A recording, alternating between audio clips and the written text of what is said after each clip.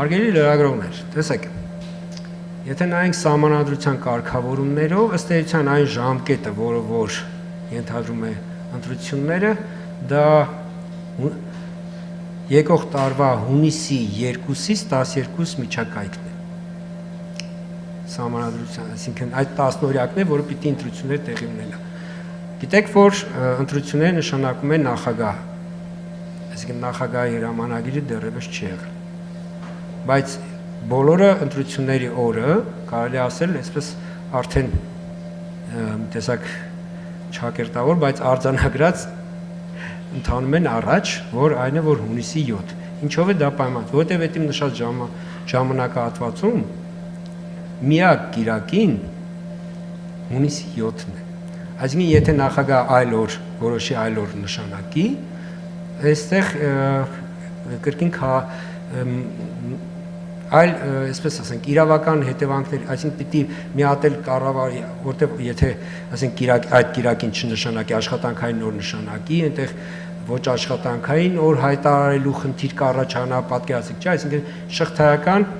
շղթայական նոր, այսպես իրավական կարգավորումների անհրաժեշտություններ կառաջանան, դա համար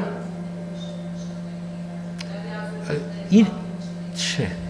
նախագահի լիազորությունն է այդ 10-օրյա ժամկետում նշանակել ընտրության օրը, հասկանում, ուղղակի բոլորը գիտեն, քանի որ մեզ մոտ ընդունված է, որ օրինակ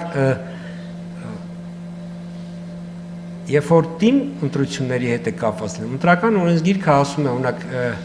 այս ժամկետի վերջին կիրակի օրը, օրինակ այնտեղ կտեսնեք ընտրական օրենսգիրքում մեկտեղ այդպիսի կարգավորում կա։ Ազգային ժողովի ընտրությունների դեպքում նման, այսպես ասենք, պահանջ գոյություն չունի, բայց լրելային բոլորը գիտեն, որ բնականաբար դա պիտի լինի կիրակի օր։ Սա ես պարզաբանում ինչի համար, թե ինչից է այսպես ստեղծվել այդ տպավորությունը, միանգամից ու տրամաբանական տպավորությունը, որ հունիսի 7-ը պետք է լինի։ Բայց կրկնում եմ, նախագահը, երբ որ կնշանակի, այդ ժամանակ նոր մենք ունենանք պաշտոնապես նշանակված ընտրություններ։